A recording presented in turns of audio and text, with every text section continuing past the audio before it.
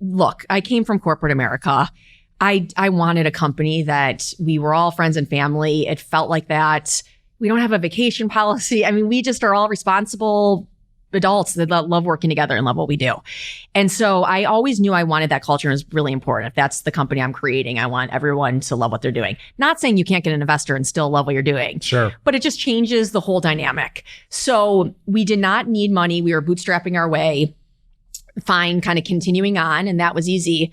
Then we got into litigation and legal issues, which ended up, we were spending a lot of money on. And so at a time in our company, this is now, so from a revenue perspective, I'll back up. We did like 140,000 our first year, so the Kickstarter year. Then we did 1.7 million the next year. So that year we were on Kickstarter.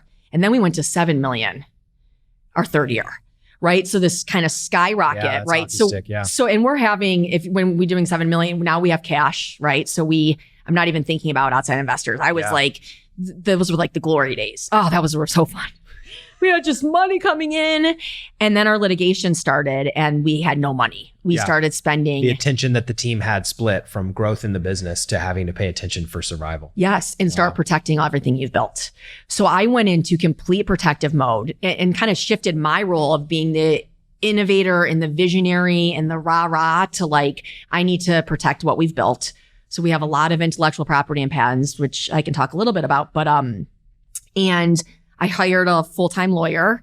So we had general counsel he's not with us anymore, but for 2 or 3 years. We had an enforcement team. So we have, online people taking down counterfeit listings and copy listings.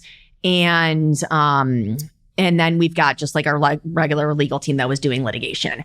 But spending all that money, now we're spending at that point about $1 million a year in legal fees. And unbelievable. We started not having money, which now was not fun.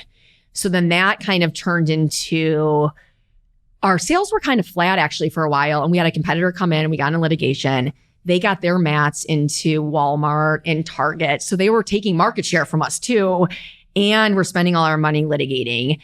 And then I've always wanted to sell a company. And so we've had so many discussions too with investors from selling, not necessarily an investment, but coming in to acquire us.